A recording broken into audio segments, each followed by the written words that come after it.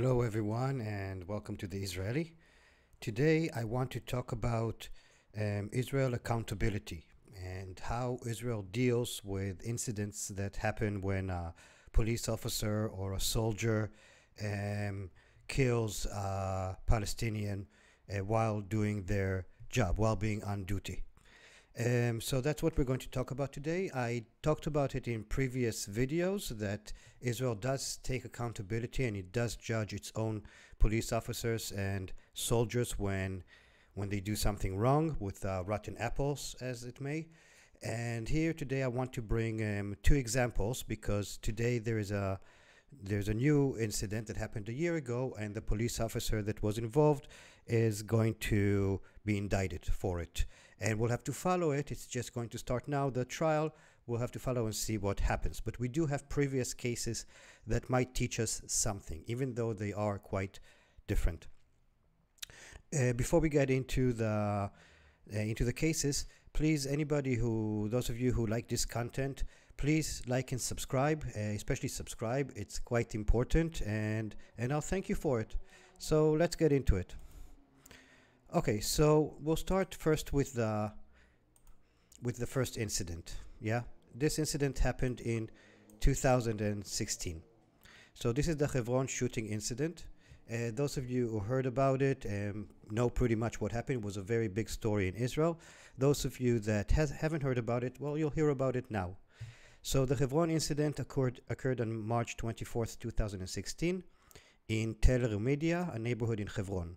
I'll make a video about Hebron at some point. Hebron is quite a complicated, complex place, very similar to the complications in East Jerusalem, even more so. And I'll explain it in a different video. When Abdel Fattah el-Sharif, a Palestinian assailant who stabbed an Israeli soldier, was shot, wounded, and neutralized, then was shot again in the head by Elior Azaria, an Israeli Defense Force soldier, as he lay wounded on the ground. This led to El-Sharif's death a few minutes later. Azaria was arrested by the Israeli military police, opened an investigation against him for the charge of murder, but later reduced the charge to manslaughter.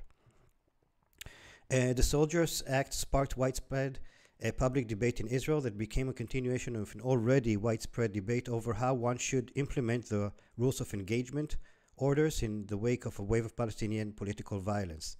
He was sentenced to 18 months imprisonment, 12 months probation, plus a demotion in rank. He was released from prison after serving 9 months.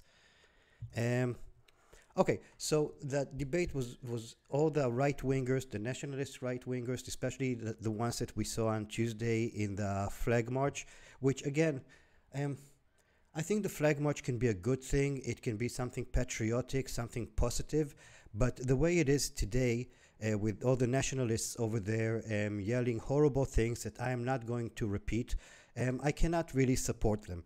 I support their right to march and to say whatever horrible thing they want, because I am for freedom of speech, and I think this way you can. I don't like it when people hide what they really think because of political correctness. And this way we can hear them, we can hear what they say, and I can tell you that the vast majority of Israelis do not agree with the horrible racist chants that were happening there.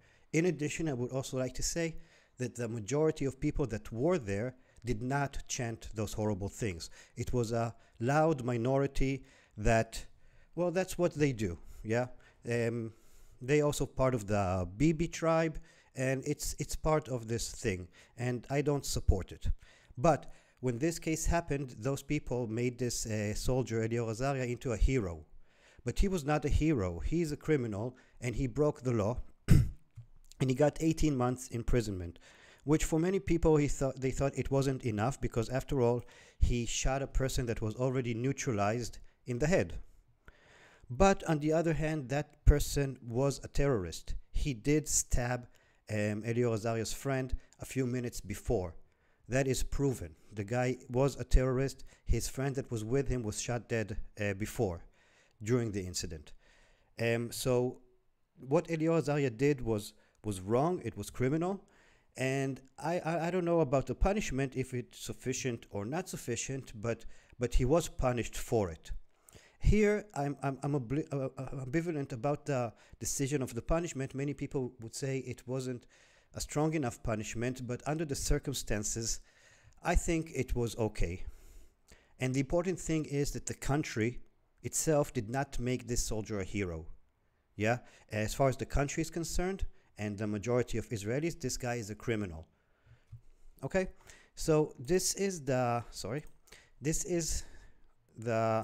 picture that B'Tselem is a human rights organization in Israel that also many people criticize for different reasons. I'll make a video about human rights organizations in Israel and how they are perceived in the Israeli public. But this is the scene of the incident. Yeah, this is after everybody arrived. And you can see here in the background, I don't like to show any more graphic pictures. There are, but this is the most graphic I'll show. And this is how the place looked after the incident. This is how it looks. This is how it looked like a few months before the incident. This is exactly the same place. Sorry about that. Yeah, this is exactly the same place. Many people, there's always police there, because if you look, I'll give you a little bit about Hebron. You see Israeli flags here and Palestinian flags here. That's because the city of Hebron is divided between Israel and Palestinian. The majority is Palestinians, and there's like one street which has Israeli settlers living there, and the army and the police protect them. It's crazy. It's very complicated, and I'll make a video about it at some point when I'll manage to get all the information right. But this is how the same place looked before, and this is after the incident. But this guy came and shot already neutralized terrorist dead, which is also wrong as far as security wise, because this guy could have information that the army needed, and after killing him, that information is gone. Okay, so this was Elior Azaria. This was the case from 2016, and this is a new case. This is a case, I'll do a translate to English. The translation is not perfect, but it's good enough for us. So this happened in, I think, a year ago, and this is a very different case. It's similar in many ways, but it's very different in other ways, and I think we should go over it, because this guy has now been indicted, and now the trial starts, and we need to see how this goes, because we know that for shooting a neutralized terrorist, a proven terrorist, you get 18 months in jail. We have to see what happens with this, because this guy was not a terrorist. But let's see the whole chain of events and what happens with it. Shot with his back to the wall, the policeman who shot dead a man with special needs is on trial. A year after the shooting of al-Khalak in Jerusalem, which caused a stir, an indictment was filed against a 20-year-old border policeman for killing the man. And the police investigations department today, Thursday, filed an indictment against 20-year-old border policeman for previously killing Iyad al-Khalak, 32, with special needs on the autism continuum in the old city of Jerusalem on May 2020. This was a very difficult case to hear, because this guy was with special needs on the continuum, and you know, he was an innocent, like a truly innocent person that there's no way to ignore. According to the indictment, which was filed through attorney Liat Yunain, and on May 30, in the early morning hours, Iyad al-Khalak was on his way to work in the old city wearing surgical mask. This is before Corona, wearing a surgical mask and wearing disposable black gloves. Certain characteristics of the behavior of Iyad, who has special needs, aroused the suspicion of two policemen who were placed where they thought he was a terrorist whose purpose was to harm. So they saw this guy walking with a surgical mask and rubber gloves in Jerusalem, which is a very tense place to begin with, and the policemen there have a very difficult job. You have to understand, they have a very difficult job. I wouldn't wish this job on anybody, and you know, I do respect them for doing their job the way they do it, even though of course the Israeli police has a lot to improve on. But they saw this guy walking, and they obviously, that's their job. They thought he was a terrorist. He thought he was intending to harm somebody. Let's continue. One of the policemen announced the presence of a terrorist in the police network, and thus began an open pursuit, which was later joined by the defendant and his commander. While they called on him in Hebrew and Arabic to stop and identify himself, Iyad did not stop and continued his escape because he's in the continuum. He didn't understand what was happening. All of a sudden, he's in his closed world, doing the same thing he's doing day and day, and all of a sudden, these two policemen are running after him. So he just escaped, you know. But you can also understand the officer side. They see this person that they think is a suspect escaping. That only validates their suspicions. Iyad didn't stop. In response, the commander fired at him, at Iyad's legs. He fired two bullets at his legs, but he missed him. A few seconds later, Iyad turned to a closed garbage compound where a cleaner worker, a Waqf worker, and another woman whom Iyad had known in advance were present. So he ran, and then he turned into this alley where there's a garbage disposal place, and there were 3 people there. One of them is a woman that he knew. So this is Iyad. It was also written that the defendant and his commander entered the compound following Iyad and while standing in front of him with his back to the wall. Now, the defendant shot at him, resulting in Iyad being hit in the lower abdomen and falling to the ground. Immediately after the shooting, the 2 policemen entered the compound, one of whom turned to Iyad in Arabic and asked him where the gun is. Now, I want to say something. Before the first shot, the commander told the defendant, don't shoot, don't shoot. He told him not to shoot, but he shot him the first time anyway. In response, Iyad, who was wounded and as a result of the first shot, rose slightly, pointed to the woman he knew and mumbled something. Therefore, one of the policemen turned to that woman and asked her where the gun was, and she replied, what gun? Because there was no gun. Underground, where he was injured as a result from the first shooting, he did not hold anything in his hands and did not do anything that justified it. The defendant fired at his upper body, which caused his death. And before the second shot, the commander told him again, don't shoot, don't shoot. And he shot him again. Yeah. So, okay. The family prosecutor's officer said that this is a difficult and unfortunate incident that resulted in the death of a young man with special needs. The decision to prosecute the police officer was made after an in-depth examination of the evidence, weighing the circumstances of the incident and allegations made during the police hearing. Khalak occurred when the deceased did not hold anything in his hand and did not perform an action that justified the shooting at him. The policeman shot at him while taking an unreasonable risk that he would cause his death, and therefore it was found as stated that there was room for prosecution. The fighter's lawyers described and finished filing the indictment against the soldier, and the hearing was only apparent and from the mouth of the outside. The decision indicted a complete lack of understanding of operational incidents and complete disconnect from the field. That's what they always say. A situation where a fighter acts in good faith and in an operational event and finds himself on the dock of an unbearable situation and not to strive for the contact for fear of being prosecuted. Well, again, they say this all the time, that if you prosecute soldiers and police officers for being criminals, you can say, yeah, for doing the wrong thing, if you indict them, then other officers will not do their job when it's needed. And that has not been proven. So far, the police officers and the army has been doing its job and has been indicting soldiers and police officers that went the wrong way. Yeah. So they always say the same thing, but there's no proof to what they're saying. The fighter and entourage was harshly criticized for the fact that the Department of Investigation was quick to announce the filing of the indictment. Well, they say they already decided to indict him even before investigating. The chairman of the Joint List responded to the indictment called the death sentence lightly, boiling and disgraceful, because they're not judging him in first-degree murder. They're judging him second-degree murder.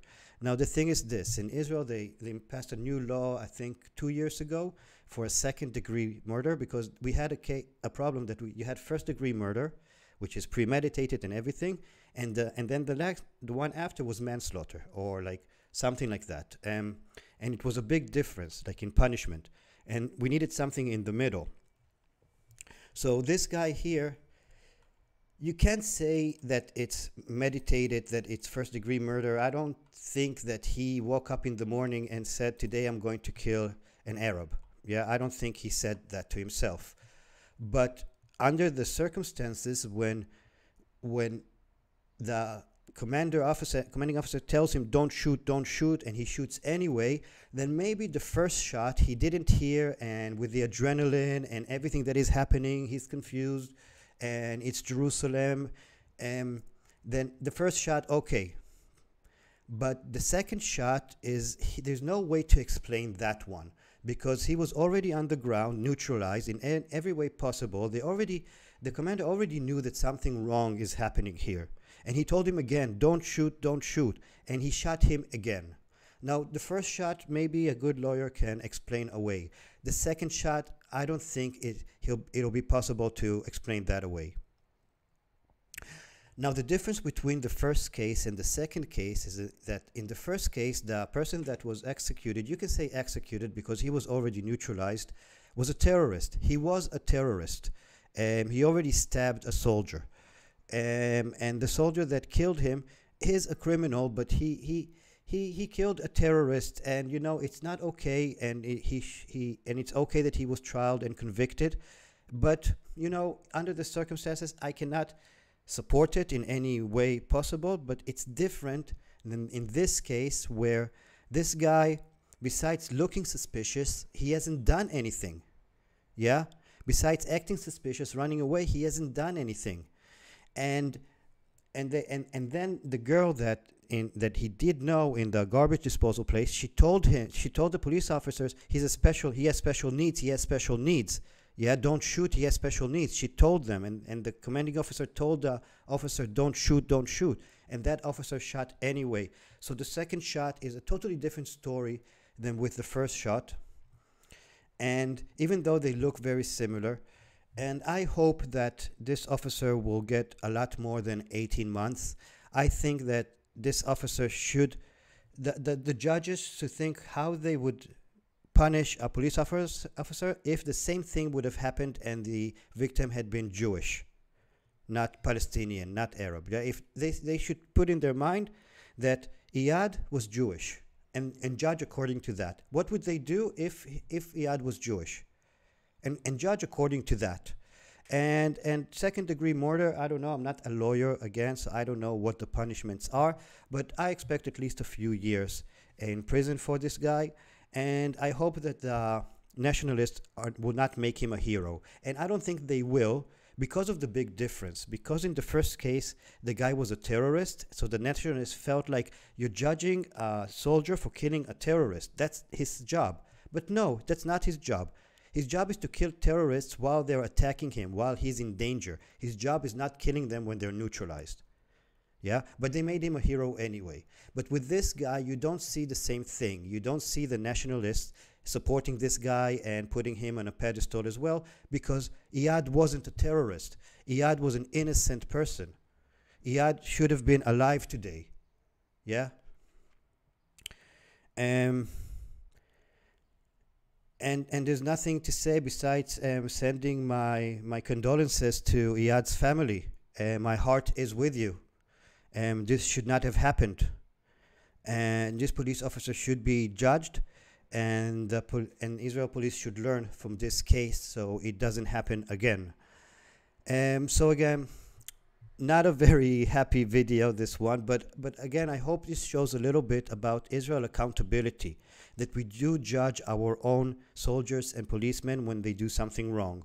Where I just want to say, on the other hand, the Palestinian Authority, the PLO, not only do they not prosecute and judge their terrorists, but when a Palestinian terrorist is caught and not killed and put in Israeli jail, they get a salary from the Palestinian Authority. They pay them, like they pay you to attack Israel. Yeah, if you attack Israel and you don't die and you go to prison, you get a salary. And if you die, your family gets a salary as well. In Israel, that doesn't happen. If you work against the law, you get prosecuted. And that's a difference in accountability.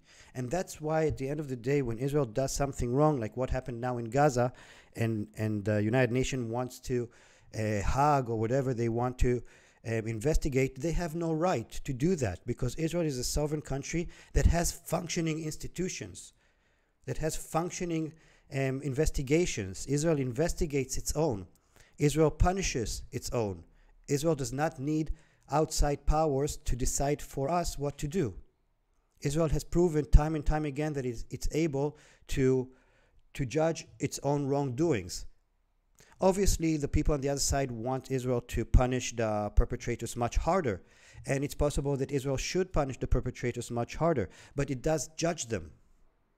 Where on the other side, there's no such thing. Nothing. No such accountability at all. Yeah? And it's about time that the Palestinian Authority stops subsidizing these terrorists that are sitting in Israeli jails and stops subsidizing the families of terrorists that died while doing their operations. To stop supporting that. That will show a big signal to Israelis that we can live side by side. And this is important because I don't feel like on either side people are interested in peace anymore. I really don't. Everybody's looking for a reason. Okay? Well, so this is what I have to say for this video. I hope you found it interesting. I think this is an important topic. And, well, I'll see you on the next video. Thank you for being with me until the end. Again, I like to tell everybody who is watching these videos, especially those of you who watch all the way to the end, I appreciate it a lot. It means a lot to me, and I love you guys. Okay, so I'll see you in the next video. Bye.